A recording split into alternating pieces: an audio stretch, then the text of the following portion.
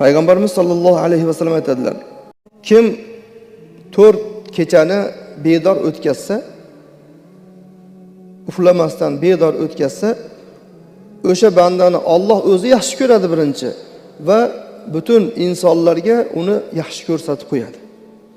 Bu kechalar ikkala hayit kechasi, Ramazon hayiti, Qurbon hayiti kechasi, Arafadan hayit o'tadigan kecha va Ashuro kechasi, Muharram oyining 10-kuniga o'tadigan kecha va hamda Sha'bon oyining o'rta kechasi, ya'ni 15-kechasi, 14-dan 15-ga o'tar kechasi.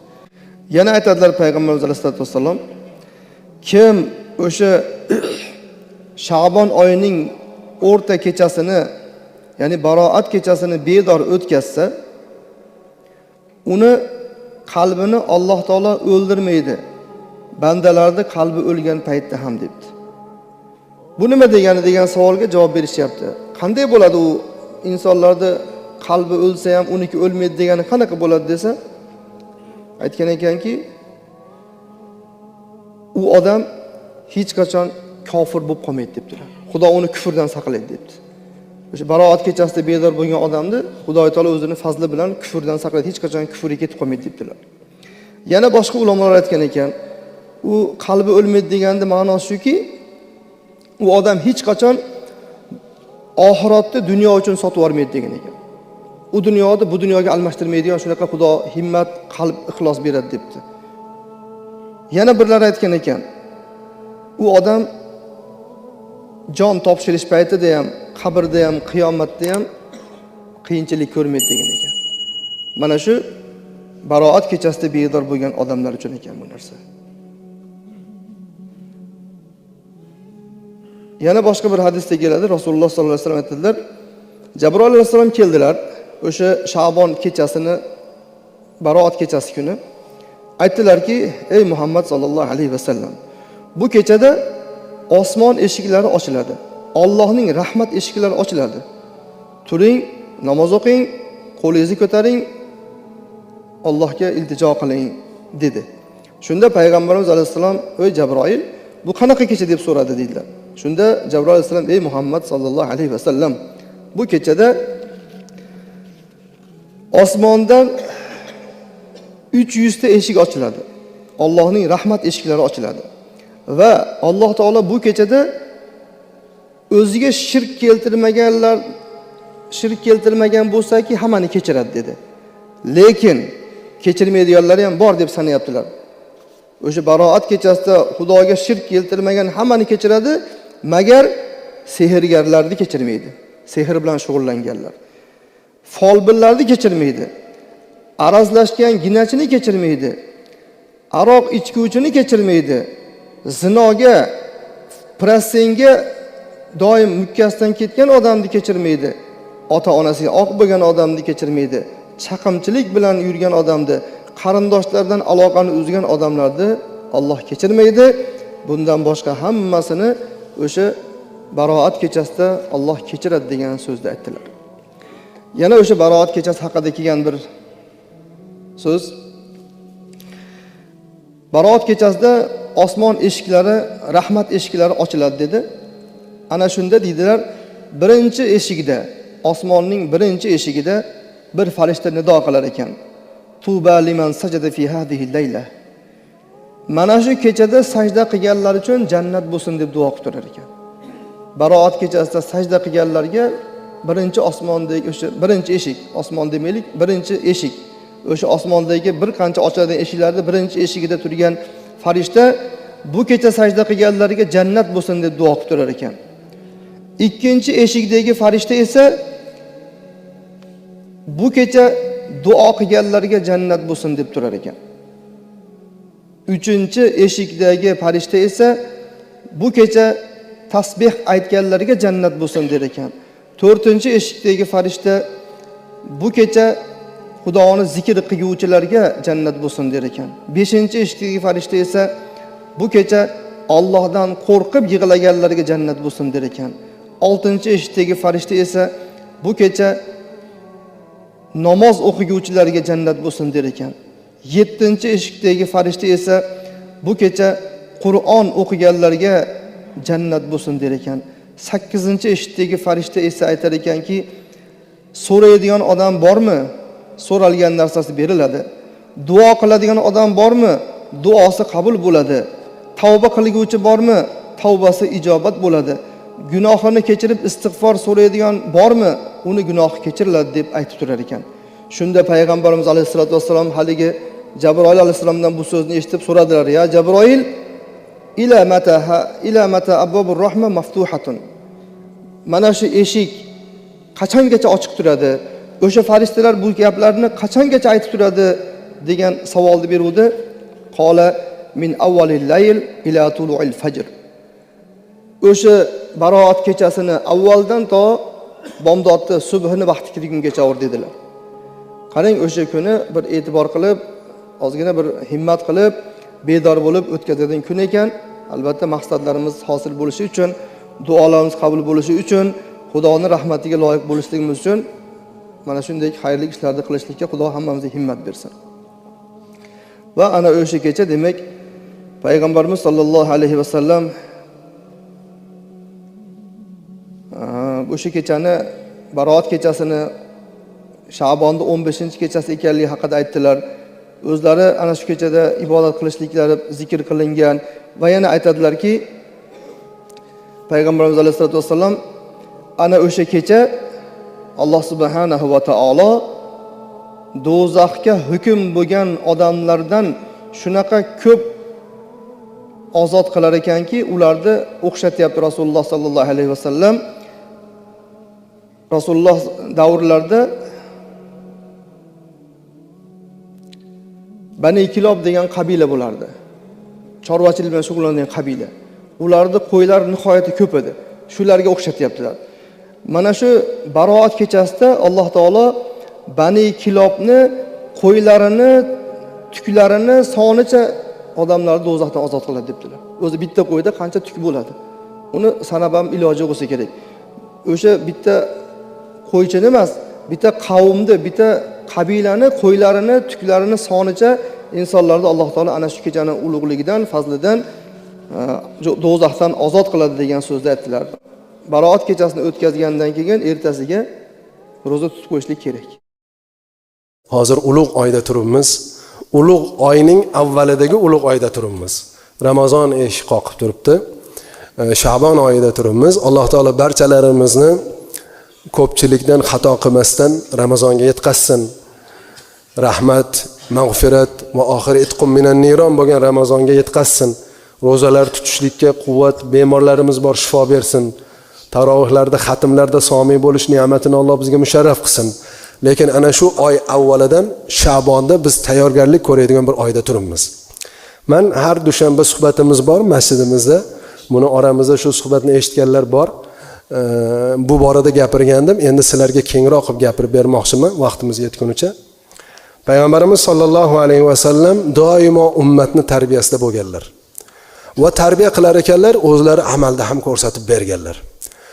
Oysha onamiz radhiyallohu anhodan rivoyat qilingan hadisda Rasulullohning Sha'bon oyida tutganchalik ro'zasini boshqa oyda ko'rmadim deganlar. Ya'ni ko'p tutganlar.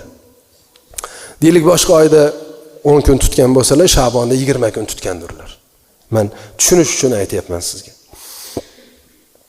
Nima uchun deyilsa, inson nafsini Ramazonga tayyorgarlik qilish. Biz mana hozir o'tgan Ramazondan bu Ramazongacha 11 oy o'tdi. Ko'pchilik masalan nafil tutar, tutmaydigan ko'pda endi. Biz Ramazondan go'yoki uzoqlashib, yiroqlashib qoldik. Va hozir ba'zi bir insonlarda hayolida bor. Ramazon kelyapti deya 10 soat, 12 soat yemasligimiz kerak, ichmasligimiz kerak degan vahima bor. Va kechqurun tarovihga kelishimiz kerak, Qur'on eshitishimiz kerak, quvvat qanaqa bo'larkan degan shaytoniy vahima bor. Sha'bon oyi Rasulullohning tarbiyasiga ko'ra ana shu vahimani bizdan ko'taradi. Chunki bu oyda biz nafil roza tutamiz, aytamizki, Alloh amr qilmagan nafilni bemalol tutdik-ku, Alloh farz qilgan rozani tutamoymizmi? Ha, tutamiz, deymiz. Bir misol, har qanday sport turiga qatnashadigan yigit bir necha oy oldin bir davlatda bo'ladigan musobaqaga tayyorlanadi. Deylik, dekabr oyida falon davlatga biza musobaqaga borishimiz kerak desa, shu oyni tayyorlanib boradi. Bir oy qolgandachi qattiq tayyorlanadi. Terlaydi, uyga ham bormaydi, kam ovqat yeydi, internetga qaramaydi, o'rtog'i bilan nimaga? Uni dardi chempionatga borish kerak. Borib yutib kelish kerak. Shu uchun oxirgi oyini u juda qattiq o'tkazadi va Alloh bergan natijaga erishadi. Musulmon ham hozir Ramazonda sportchiga o'xshab ro'zani tutadi, kechalarni bedor o'tkazadi, ehson qilib Ramazonga u jahon chempionatiga borayotgan sportchi kabi kirib keladi. Aytadiki, bu ro'za menga hech narsa emas deydi. Bu xatmlarda turish hech narsa emas menga deydi, chunki men Sha'bonda tayyorlanib kirganman deydi. Payg'ambar sollallohu alayhi va sallamning har bir biz oddiy sanayotgan mustahab deb aytayotgan narsamiz bugungi kunda bizga olam baxt beradi. Olam ne'matlarni ato qiladi. Ana shu ma'noda Payg'ambarimiz sollallohu alayhi va sallam Abu Bakr Siddiq radhiyallohu anhu dan rivoyat qilingan hadisda aytadilarki, Alloh taolo Sha'bonning o'rtasida dunyo osmoniga o'zining sha'niga muvofiq tushadi va Allohga shirk keltirgan, qalbida gina qudrati bor kishidan boshqa barchani mag'firat qiladi deganlar. Kelgan hadislarga ko'ra Baroat kechasini bu ixtiyoriy, farz emas, vojib emas, lekin musulmon inson foydalanib qoladi. Men misol keltirdimmi? Musofirchilikda ketayotgan bir inson hech narsasi yo'q, qolmadi. Dasi aytsaki bir boyvachcha aytdiki, "Kiranta ovqatlar bor, yeva, ichva, o'zingga ham olvo" desa, shu 5 daqiqada dunyoni yeydi u. Og'ir bo'lsa ham haligi yukni o'ziga oladi. Nimaga? U safarga ketyapti u. Yo'lda yeyish kerak edi endi. Musulmonga aytayaptiki, Alloh taolo seni vaqtingni chegaralab qo'yganman. Bir kun o'lasan, kelasan. Mana savob amallar, ol, deyapti. Biz ham musofirmizmi? Alloh taolo ol deyapti hozir. Shu qozoninimi, qopinimi, kistenimi, xo'rjiningni nima bo'lsang to'ldir, oxiratingga olib kel. Amal Allohning rahmi va amalimiz bizni jannatga olib kiradi. Faqatgina amal emas. Lekin amal sababiyat. Ana shu ma'noda payg'ambarimiz aytib turibdilar. Nisfida Alloh taolon tushadi va bandalarga aytadi, tavba qiluvchini tavbasini qabul qilaman, dunyo so'raganga dunyo beraman, gunohini kechiri, tavba qilsa gunohini kechiraman deydigan kechada turibmiz. Xuddi bir inson yuqorida aytgan musofir ichkari kirib yevol, hali safaring ancha ekansa, yo yemayman deyish ahmoqlikmi? Demak, ertaga ibodat qilsa, qilmayman deyishlik, demak, u insonning kimligini dalolat qiladi. Lekin yana bir karra ayting. Farz vojib emas, nafl ibodatlar. Bu Sha'bonning 15-kundagi tutadigan ro'zamiz ham nafl. Tutsa barakalla. Bemor tutolmayapti, u uzr hisoblanadi. Bir inson tutmadi, uni urishmang. Tutmabdi, o'zi biladi, mayli. Chunki uni qabriga siz kirmaysiz, sizning qabringizga u ertaga hisob-kitobga kirmaydi. Lekin hech bir uzrsiz payg'ambarimiz shunchalik bu kunni madhlab turgan bo'lsalar, u shu kundan befoyda o'tkazib yuboradigan bo'lsak, endi ayb o'zimizda, o'zimizni nuqsonimiz hisoblanadi. Bu kechani bedor o'tkazish borasida payg'ambarimiz sollallohu alayhi va sallam Oysha onamiz aytadilarki, kirdilarda kiyimlarini yechdilar. Yana kiyimlarini kiydilarda chiqdilar. Ortlaridan rashq qilib yugurib chiqdim dedilar. Chiqsam Baqida Jannatil G'arqat bir nomi Baqi. Rasululloh sallam maslarning oldidagi sahobalar, shahidlar ko'milgan qabristonga borib, Rasululloh o'tganlarning haqqiga duo qilayotgan ekanlar. O'zimga o'zim aytdimki, ey Oysha, sen dunyo g'ami bilan Rasulullohni quvding. Ya'ni ayol kishida endi o'zini dardi bilan quvdi-da, rashqi bilan quvdi-da. Nima ibodat qilar ekanlar deb quvmadilar-da. Ayollik bu, haqqi bor. Darrov ortimga yugurib qaytdim deydi. Rasululloh bilmay qo'ya qolsinlar deb deydi. Rasululloh ortlaridan keldilar. Qarasalar, haligi yugurib kelgan odamda nafas boshqacha bo'ladi-ku. Harsilaysiz. Ey Oysha, nega unaqa nafas olyapsan? Ya Rasululloh, men sizni ortingizdan bugun boshqa ayolingizga ketdingiz deb o'ylab, ortingizdan rashq qilib chiqsam, siz Allohning shariatini dardida birodarlaringizni, shahidlarni, mo'min musulmonlarni haqqiga duo qilayotgan ekansiz. Shu uchun bildimda xato qildim deb ortga qaytdim dedilar. Shunda Rasululloh aytdilar-ki, ey Oysha, bugun men ibodat qilishimga ruxsat berasanmi dedilar. Erkaladilar-da. Bo'lmasa xotinidan ruxsat so'raydimi? Bu olijanoblik bu. Biz bugun ba'zida bu narsani aligi deymiz, boshqa narsa deymiz, yo'q. Erkaladilar. Oysha onamiz yo'q ham demasdilar. u kishidan so'ramasdan ham qilsalar bo'lar, lekin shu yerda erkalab qo'y. Ya Rasululloh, ota-onam sizga fido bo'lsin, bemalol dedilar. Oysha onamiz aytadilarki, shu qadar sajda qildilarki, shu qadar sajdada qolib ketdilarki, Rasululloh o'lib qoldilar deb o'yladim. Sekin oyoqlarim tagiga qo'limni qo'ydim, oyoqlarim bunday qimirlatdilar, Rasululloh tirik ekan dedim. Mana shu kechani Rasululloh ibodat bilan o'tkazganligiga hujjat deydi ulamolar. Shu uchun bu kechada nima qilamiz? Namoz, nafl, qazo ixtiyor. Hech qachon 100 rakat o'qish kerak ekan, bir rakatda 100 ta Fotiha, unaqa gap yo'q. Mana shu o'zimizning oddiy namozimiz bormi? 2 rakatlik, 4 rakatlik shu. Qazomiz ko'p, qazongizni o'tkazing. Qazongiz yo'q, nafl o'tkazing. Qur'on o'qishni bilasiz, 10 pora Qur'on o'qing. Zikr qilasiz, zikr qiling. Ilm o'rganasiz, ilm o'rganing. Bolangizga Qur'ondan dars berib chiqing ertalabgacha, siz ibodat qilganni savobini olasiz. Faqat namoz degan narsa yo'q. Alloh taoloni xursand qiladigan va rozi qiladigan amal bilan o'tkazish. Abu Hurayra radhiyallohu anhu dan rivoyat qilingan hadisda payg'ambar sallallohu alayhi vasallam aytadilar: Kalimatani khafifatani ala lisani, thaqilatani fil mizani, va habibatani ila ar-rahmani, subhanallohi va bihamdihi, subhanallohil azim. Ey ummatim dedilar Rasululloh sallallohu alayhi vasallam. Ikkita kalima bor. U ikki kalima til uchun oson, yengil. Subhanallohi va bihamdihi deyish qiyin emas. Subhanallohil azim deyish qiyin emas. Demak til uchun yengil.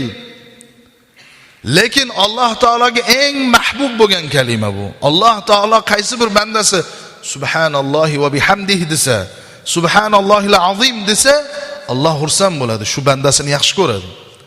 Va yana bir fazilat shundaki, qiyomatda insonlarning savob va gunohlari taroziga qo'yilganda mana shu ikki kalimaning savobi nihoyatda og'ir bo'ladi. Savob tarozisini eng ko'p bosadigan kalima subhanallohi va bihamdihi, subhanallohil azim dedilar. Qiyin emaslar shu gapni aytish, shu so'zni aytish. Yo'lda kelyapsiz, o'tiribsiz masjidda, avtomobilda avtobus kutyapsiz, avtobusga chiqib uyga ketyapsiz, nomahramga qarab, boshqaga qarab, g'iybat, bo'xton, ig'vo, har xil bekorchi gaplardan ko'ra ko'zingiz ochiq bo'lsa-da, barmog'ingiz ila, qalbingiz ila subhanallohi va bihamdihi, subhanallohi va bihamdihi, subhanallohi va bihamdihi deb savobga erishish nima-yu? Dunyo so'zlari bilan hayotiy yechilmas muammolarni bir-biringiz bilan gaplashib ketganingiz nima? Payg'ambar sallallohu alayhi vasallamdan rivoyat qilingan hadisda aytadilar: "Men bir kunda 70 dan ortiq istig'for etaman" dedilar. Biz aytganmiz. Payg'ambardek zot, ma'sum, gunohi bo'lmagan zot bir kunda 70 marta istig'for aytsalar, u biz gunohkor bandalar nahotki 100 marta istig'for ayta olmaymiz deya ishora qilganmiz. Yurgan yo'lida o'tirish shart emas, istig'forga tahorat shart emas, g'usl shart emas, masjidda o'tirish shart emas. Astagfirulloh, astagfirulloh, astagfirulloh deymiz. Va yana bir qancha uslubiy insonlarning tarbiyasi uchun shu holatlardan foydalanamiz. Demak, til bilan ham, qalb bilan ham istig'for aytish mumkin. Va tahmid, alhamdulillah, tahlil, la ilaha illalloh, la ilaha illalloh, shu bilan birga havqala deb la havla va la quvvata illa billah ni aytiladi.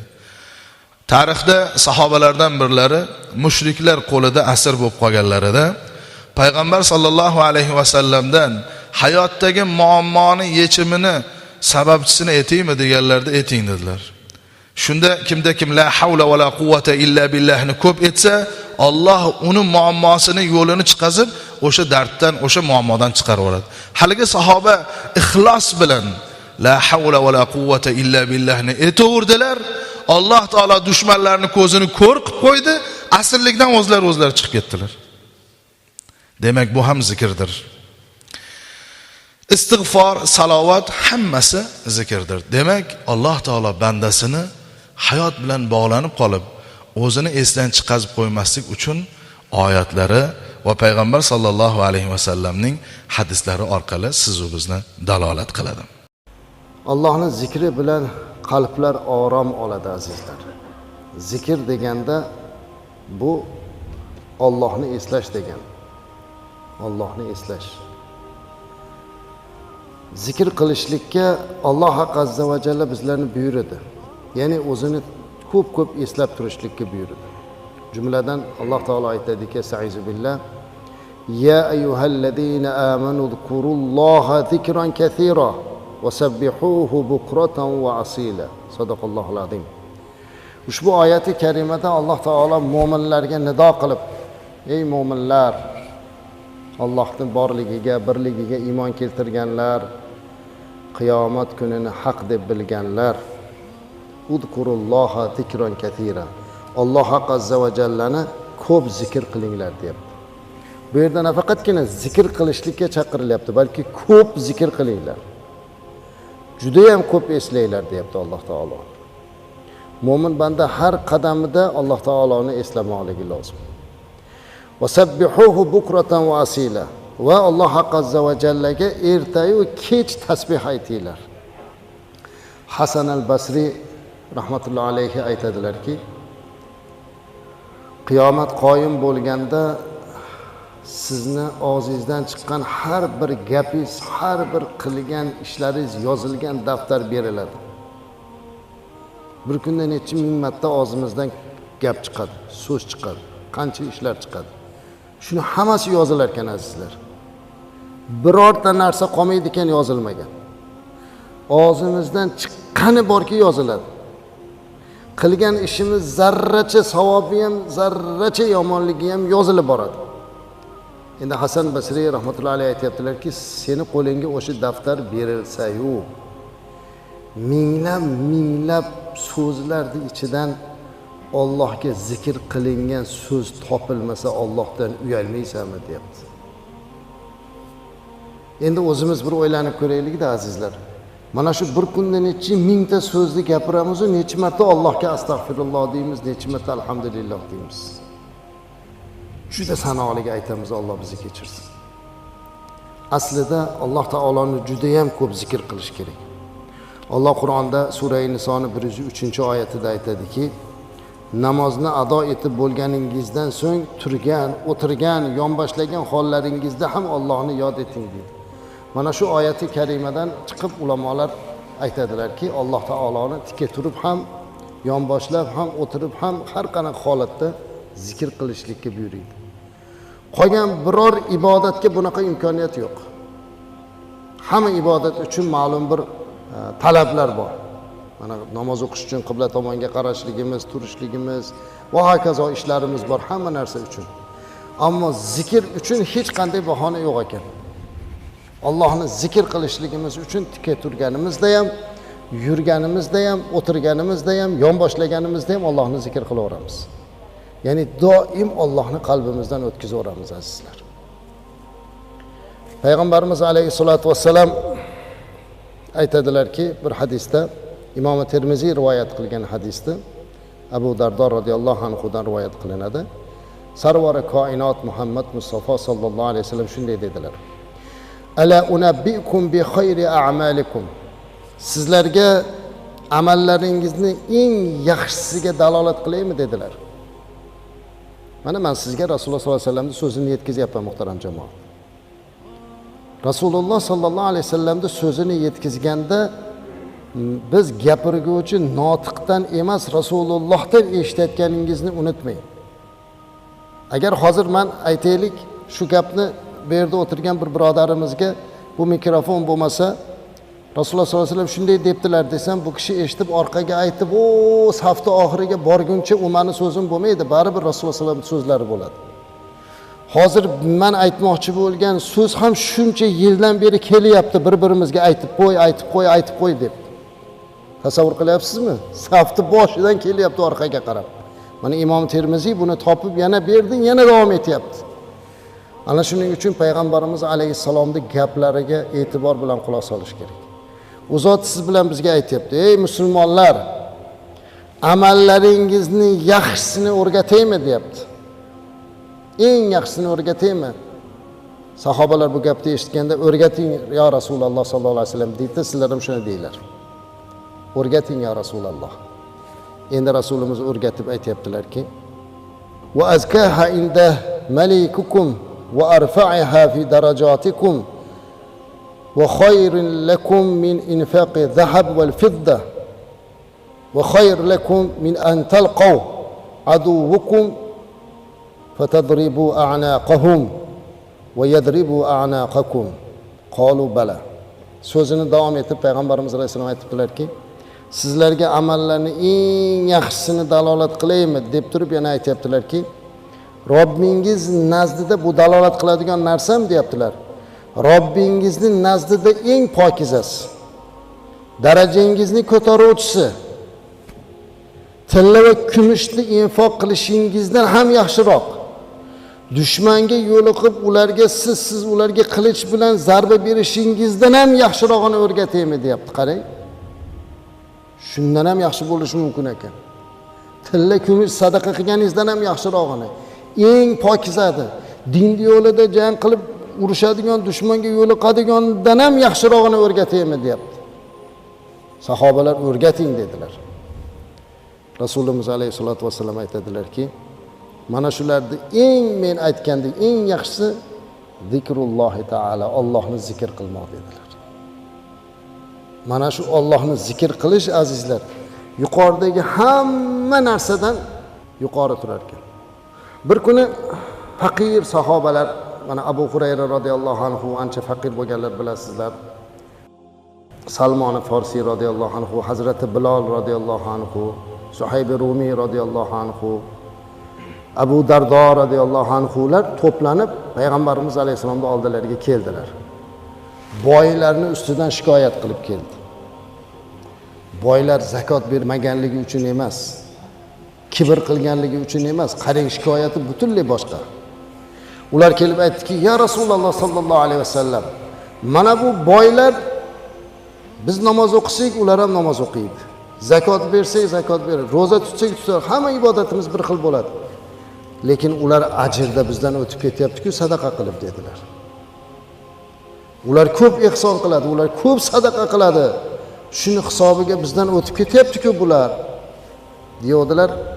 Payg'ambarimiz alayhisolatu vasallam ularga qarab, "Ha, sizlarga ham Alloh sadaqani buyurgan, qilmaysizlarmi?" dedi. Sahobalardan biri, "Ya Rasululloh sallallohu alayhi vasallam, bola chaqamizga bergani narsamiz yo'q-u, nimani sadaqa qilamiz?" dedilar. Shunda payg'ambarimiz alayhisolatu vasallam aytdilarki, "Men sizlarga o'shalarda qiladigan narsasidan ham eng zo'rini, eng buyugini, osmonlar yerni to'ldirib yoradiganini o'rgataymi?" dedilarda, har namozdan keyin 33 marta subhanalloh, 33 marta alhamdulillah, 34 marta Allohu akbar desanglar shunda 100 ta bo'ladi dedi. Mana shu boylarning qilayotgan sadaqa ihsoni hamma narsasidan o'tib ketadi dedi. Namozga kelib namozdan keyin doim ular turib ketaverar ekanda namoz o'qib bo'lgandan keyin. Namoz tugadi, hamma turib ketayotsa, o'sha so'ragan sahobalar indamasdan qolib zikr qilib o'tirishibdi. Hazrati Bilol subhanalloh deyapti, Abu Dardo alhamdulillah deyapti, bittasi Allohu akbar deyapti. Hayron bo'ldi Abdurrahmon ibn Avf radhiyallohu anhu, badavlat sahobalardan. To'xtadida Abu Bakr Siddiq nima qilyapti bular dedi. Keyin sahobalar hayron bo'ladi yangi narsani ko'rsa. Oldilariga kelib, "Nima qilyapsiz? Nima bunday qilyapsizlar?" deydi. Bittalari aytib qo'ydi. Rasululloh sollallohu alayhi vasallam shuni o'rgatdilar deydi. Abdurrahmon ibn Avf, boy odam zakiy bo'ladi, baribir, qaytinglar, tasbih aytamiz dedi. Yana o'tib ketib qoldi ularda.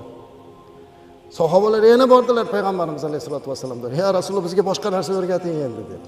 O boylar ham bilib oldi buni dedi. Biz zikr qilib tasbih aytuvdik, ular ham aytib oldi deydilar payg'ambarimiz alayhisalom.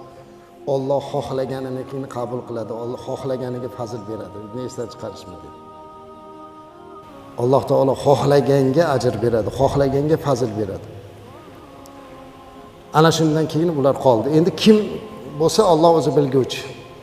Lekin mana shu zikr, tasbih azizlar, bu eng katta ihson. Mana hozir yuqoridagi Termiziyda hadisda aytgandek, tilla va kumushlardan ham yaxshi.